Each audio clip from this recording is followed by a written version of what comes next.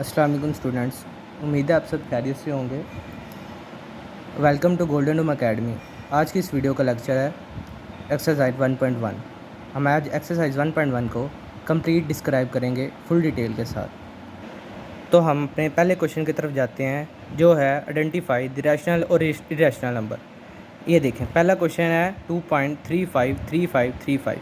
ये हम जैसा कि आप देख सकते हैं, ये p/q फॉर्म में लिखा जा सकता है और ये रिकरिंग डेसिमल्स भी are involve in rational number. जिस तरह 2.353535 एक रैशनल नंबर होगा, क्योंकि रिकरिंग डेसिमल्स भी रैशनल नंबर्स की फॉर्म में आते हैं। क्वेश्चन नंबर 2 की तरफ जाते हैं। पार्ट 2 जो इसका है वो है 0.6, ऊपर बार है, इसका मतलब है ये रिकरिंग डेसिमल है। ये भी p/q फॉर्म में लिखा जा रहा है, इस वजह से ये भी रिकरिंग डेसिमल रैशनल नंबर की टाइप में आता है, इस वजह से ये रैशनल नंबर है। तीसरा क्वेश्चन है 2.236067। As you know, non terminating non recurring is not irrational number. जैसा कि आप देख रहे हैं कि एक इरेशनल नंबर है, क्योंकि इसमें रिपीटिंग नहीं हो रही और ना ही ये टर्मिनेट हो रहा है डेसिमल, इस वजह से हम इसे इरेशनल नंबर कहेंगे। अगला है √7। एक बात आप अपने जहन में रखें कि प्राइम नंबर का जब हम अंडर लेंगे, प्राइम नंबर उन्हें कहते हैं जो कि अपने टेबल के अलावा किसी और टेबल में ना आए। जब हम किसी प्राइम नंबर का स्क्वायर रूट लेंगे तो वो इरेशनल नंबर कंसीडर होगा।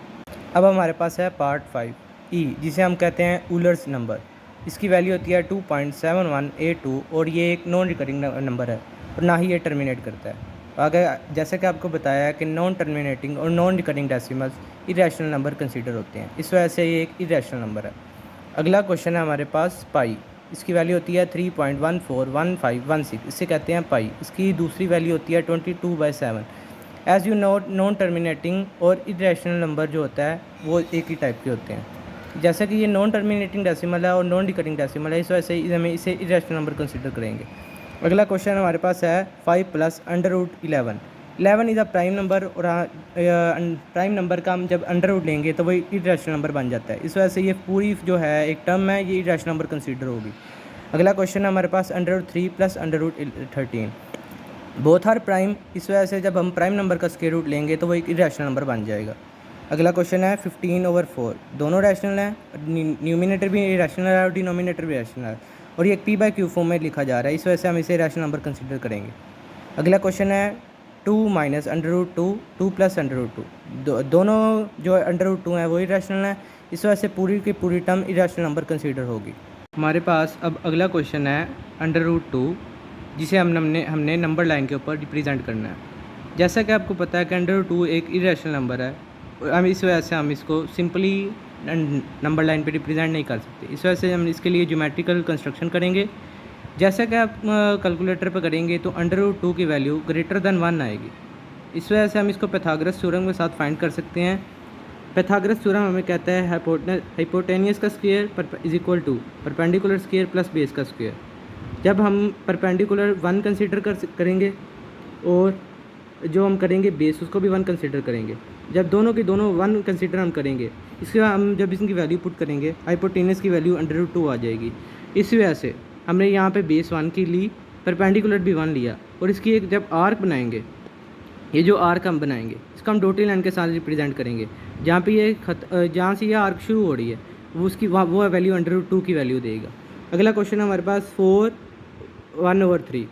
जैसा कि एक रैशनल नंबर है, इस वजह से हम इसको नंबर लाइन पे सिंपली कर सकते हैं रिप्रेजेंट। हमने नंबर लाइन एक ली और इसके ऊपर हमने 4 को इस तरफ कर लिए, इस तरफ पॉजिटिव होते हैं, इस तरफ नेगेटिव होते हैं, सेंटर में हमारे पास 0 होगा। इस तरफ हमने जब पोर्शन किए 4 और 5 के दरमियान हमने 3 पोर्शन कर लिए, पोर्शन 1, पोर्शन 2, पोर्शन 3। जो पहला पोर्शन होगा 1/3 की टर्म होगी, ये पहला पोर्शन 1/3 कहलाएगा, 4/1/3। हम इसको 4/1/3 की फॉर्म में लिख सकते हैं। इसी तरह नंबर लाइन हम कहते हैं, नंबर लाइन उस नंबर को कहते हैं जिसके ऊपर सारे नंबर के सारे नंबर लिखे जाएँ। सेंटर में 0, इस तरफ नेगेटिव, इस तरफ पॉजिटिव, इसके ऊपर हम एवरी नंबर हम रिप्रेजेंट कर सकते हैं, वो पला इरेशनल हो,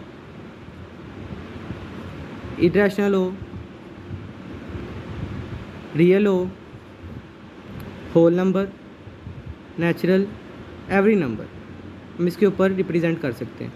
यहाँ पे हम लेट करें 1 ले लेते हैं, यहाँ पे -1 ले लेते हैं। इनके अंदर हमारे इन्फिनिटी नंबर होते हैं, इन्फिनिटी नंबर्स।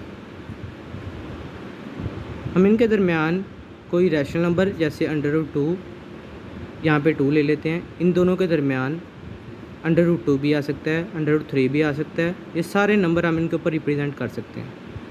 अगला हमारे पास क्वेश्चन है -2 1/7। हम इस तरफ वो नेगेटिव नंबर लेते हैं, इस वजह से हम इस तरफ जाएंगे। ये हमने -1 और 2 के दरमियान पोर्शन बना लिए। इसी तरह -2 और -3 के दरमियान हमने 7 पोर्शन बनाए हैं, क्योंकि हमारे पास डिनोमिनेटर के में 7 है। इसका मतलब हमने इन दोनों के पोर्शन को 7 टाइम्स डिवाइड करना है। 7 पार्ट्स में हमने डिवाइड कर देना। इस वजह से जो इसका पहला पार्ट होगा, ये जो पहला पार्ट है, इसको हम पूरे को जो करेंगे, ये 2 -2 1/7 को रिप्रेजेंट करेगा। इसी तरह 5/8 को जब करेंगे तो ये <1 है। अगर 8/8 होता तो इसकी वैल्यू 1 आनी थी, मगर यहाँ पे 5/8 है। इसका मतलब ये 0 और 1 के दरमियान आएगा। ये देखें, हमने 0 और 1 के दरमियान यहाँ पे पॉजिटिव 1 आएगा। 0 और 1 के दरमियान हमने 8 पोर्शंस किए हैं। 8 पोर्शन के दरमियान जो पहला पोर्शन, ये दूसरा पोर्शन, तीसरा, चौथा, पाँचवा, ये जो पाँचवा पोर्शन है ये 5/8 को रिप्रेजेंट करेगा। इसी तरह 2 3/4, इसका मतलब ये आंसर देगा हमें 438 प्लस, इनको प्लस करेंगे जब आपस में तो 11/4। ये 2 से ग्रेटर है, इस वजह से ये 2 और 3 के दरमियान में लाई करेगा। ये देखें, ये 2 और ये 3, हमने इसके दरमियान 4 पोर्शन बना लिए हैं, जैसा कि हमारे पास क्वेश्चन में था। 4 पोर्शन बना लिए और इसको तीसरे पोर्शन को हम ये रिप्रेजेंट करेंगे। ये देखें, हमारे पास ये जो तीसरा पोर्शन आएगा ये 3/4 को रिप्रेजेंट करेगा। नेक्स्ट हमारे पास क्वेश्चन है, question number 3, express in p/q form where q is not equal to 0। पहला हमारे पास क्वेश्चन है 0.4 बार। इसका मतलब है इसकी वैल्यू आती है 0.44, ये रिकरिंग डेसिमल की आती है। लेट हमने पहले करना है सोल्यूशन लिखने के बाद, let x is equal to 0.4 bar, x is equal to 0.444 और ये रिकरिंग डेसिमल है, आगे हम डॉट लगा देंगे। हमने दोनों को 10 के साथ मल्टीप्लाई करना है कि हमारे पास ये पॉजिटिव नंबर आ जाए, 0 से बड़ा नंबर आ जाए। इस तरफ हमारे पास 10x हो जाएगा, इस तरफ हमारे पास हो जाएगा 4.44 रिकरिंग डेसिमल, आगे डॉट लग देंगे। हमने इसको लेट कर लिया फर्स्ट इक्वेशन, इसको हमने लेट कर लिया सेकंड इक्वेशन। अब हम 1 को 2 में से डिवाइड करेंगे, क्योंकि जो सब्ट्रैक्ट करेंगे, क्योंकि 10x बड़ा है और x छोटा है। जब हम इसको सब्ट्रैक्ट करेंगे यहाँ पे 9x आ जाएगा और 4.444 में से -0.444 इसको हम सब्ट्रैक्ट करेंगे तो आंसर हमारे पास आ जाएगा 4। यहाँ पे 9 मल्टीप्लाई हो रहा है, दूसरी तरफ आगे divide, x is equal to 4/9 which is in p/q form. ये हमारे पास पहला क्वेश्चन डन हो गया। अगला हमारे पास क्वेश्चन है 0.37 बार। लेट उसी तरह करना है, let x is equal to 0.37 bar, x is equal to 0.373737 recurring decimal. Multiply पे 100 कर देंगे, क्योंकि यहाँ पे 2 डिजिट्स हैं, इस वजह से हमने इसको 100 से मल्टीप्लाई किया है, और पीछे हमारे पास 1 डिजिट था, इस वजह से हमने इसको 10 से मल्टीप्लाई किया था। यहाँ पे 100x आ जाएगा इज इक्वल टू 37.37, इसको हम इक्वेशन 2 कह देंगे, फर्स्ट वाली को इक्वेशन 1 कह देंगे।